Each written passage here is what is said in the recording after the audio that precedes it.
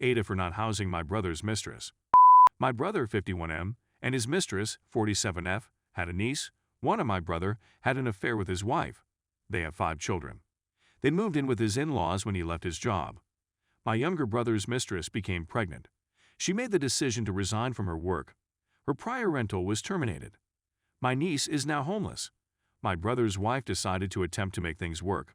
I was put under a lot of family pressure to let my brother's mistress and niece move into my property. To attempt to provide a stable atmosphere for my niece, I eventually agreed to let them move in with a few stipulations. 1. Make a monthly payment of $500. The majority of it goes toward the cost of utilities. 2. There are no dogs. The mistress consented promptly, because the rent is really low, and she informed us that she would begin her new work shortly. I got half of the rent the first month, then nothing for the next 5 months. Keeping them there has become a hardship for me. I'm working extra hours to make ends meet. My brother's mistress was never at work. I tried and attempted to reach out to them, trying to figure out what's going on. It's not going anywhere. I served his mistress with a 30-day notice to vacate. During that time, I discovered she is expecting her second child. My brother's wife booted him out, and he moved in with his mistress to my apartment. They did not depart once the 30-day period was over. They were deafening, so I sent a 5-day notice. There has been no response, so I went to court and requested eviction. My phone hasn't stopped ringing since they were served. Almost every member of the family has phoned to express their displeasure. My father instructed me to do it. He believes that my brother should man up and take care of his children, both from his wife and from his lover. My father advised me to prioritize my children. My mother, on the other hand, is furious. She warned me that if my niece and the new baby were removed from CPS, I would be held accountable. She said that my children are old enough to comprehend why mommy works more hours in the name of supporting the family. She believes I should continue working and covering their bills till the next baby comes in 7 months. Is it my fault because I kicked my brother's pregnant mistress to the curb? To address a few of queries, I've made an update. She is indeed pregnant. I was there in the ER when the doctor informed her. I also discovered she was not taking any kind of birth control. The court date is now set for Monday morning. I should find out whether the court will grant them more time to remain there. Most of the time, it's 72 hours, unless I drop it or give myself more time. Finally, my husband and I have discussed bringing the babies into our house. It's just them. It's a significant transition for our children. We believe we need more time to make a decision. My mother arrived to my place tonight, according to the second update. The drive is peaceful. She's been sobbing. I asked her to eat with me and my children. After my children had gone trick-or-treating with my spouse, she tried once again to let my brother remain. She said that due to their health, they could not allow them to remain in their house. I told her that I feel like I'm allowing my brother to avoid taking responsibility for all of his children. I told her that I was sick of working nonstop for someone who was more than capable of working. She walked away depressed. Tomorrow in court, I'll see my brother for the first time since he was served. It will undoubtedly be intriguing. I'm a bit heartbroken, but it's necessary. My hope is that the judge does not prolong their stay in my rental. It seems to me that it will only make matters worse. Update okay. So today, I went to court. My brother and his mistress did not appear. The judge did an excellent job. She decided in my favor. My brother has to go by Saturday. If he is not, the constable has the authority to detain him and his lover on Monday morning when the courts reopen. Everything was going well until my husband questioned the judge whether we were responsible for notifying my brother of the verdict since he wasn't there.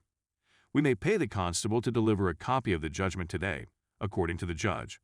I provided the policeman all of the information, including the times my brother and mistress would be home. I received a call from my parents after I left the courts, and they were both on the line. I informed my mother that the policeman would bring the court verdict to my brother in order to give them as much time as possible to prepare for the transfer. My mother was deafeningly quiet. My father busted out laughing. I was then advised that the reason my brother and his mistress did not appear in court was because they had outstanding warrants that I was unaware of. As a result, they are likely to be arrested today. I won't be able to access the rental until next Monday. I'll provide an update then, if I am president at the time they attempt to detain my brother and his mistress. I was informed today that if they are not gone, They would have 15 minutes to grab everything they need before being taken by the police. Story 2. My 28F, new BF, 35M, is making me be like his ex, 30F. My new boyfriend had a split with this lady at the end of November last year. His rationale was that he was no longer in love with her. I met him in March, and we started dating in April. He kept assuring me I wasn't a rebound, but I'm not so sure. I notice him stalking her on social media every now and then. When I check at his phone, I see her Instagram or Twitter account on the screen. He was depressed a few weeks ago, but wouldn't tell me why. I then glanced over at what he was doing on his phone as we were watching Mandalorian again. Nothing came up when he searched his ex's name on Facebook. So I searched her up on Facebook, and she appeared. She seemed to have blocked him totally, and he has been in a bad mood ever then. Prior to all of this, he spoke with her in May and attempted to apologize to her. I didn't read the messages at first, but when he apologized, he was quite evasive about the questions I posed to him. Then I went back over the dialogue. He was speaking to her in a profound manner that he had never spoken to me. He claims to love me, but after watching how he apologized to this girl, I'm not sure. It was very emotional. It's too raw. It had the impression that things have been left incomplete, but I'm still here with him. This is when things start to get strange. He is always bringing me little things. Antique cosmetics compacts, vintage literature, pricey makeup, and out-of-print classic movies are all examples. And it's lovely, I think, but I never said I liked any of these things. Something inside of me prompted me to search up his ex-girlfriend. So I go online and search her up. As it turns out, she enjoys all of these things. She is obsessed with antique fashion and is a major fan of ancient movies. Her most recent Instagram post was about her favorite vintage movies. I find something more troubling when I go more into her Instagram. He brings me things that are comparable to what she wears, and he often recommends outfit ideas that she might wear. He also suggests that I shake my brows or apply my makeup in this manner. He claims that my lash extensions are nasty, and that his ex never had them since she is elegant. I mention how he's attempting to turn me like his ex, but he mocks me for even thinking that. He claims that his ex is insane and trying to get him. To make matters worse, he shows me her Reddit and Twitter profiles. He has been stalking her on all social media for the whole time. So I go through her social media as well. She's written some posts on several of the abuse subreddits about how my boyfriend belittles her, how he made terrible assumptions about her, how much he damaged her, and she spoke about his manic episodes. She discusses how she altered her diet and workout regimen in order to begin preparing for a safe pregnancy. She even went back to school to acquire a master's degree so she could assist my BF, since my BF is stuck in this horrible job and refuses to hunt for a new one. His employment has been a major source of contention in our relationship. It's a night shift data entry job, and he refuses to hunt for another one. We reside in one of the largest cities in the United States. He is readily able to get another work. He continues telling me he's insane, but when I go through her social media pages, I see someone who was injured and who was extremely engaged in this guy. She did things that I never would. She put in a lot of effort by returning to school, spiritually improving herself, and reading a variety of books and psychological articles in order to become a better girlfriend, wife, and mother. Her even had over $100,000 in savings and investments to ensure that he and she had a happy life. The more I learn about her, the more sure I am that my boyfriend is an emotional abuser who is still in love with her. What am I supposed to do? Is it really worth staying with this man?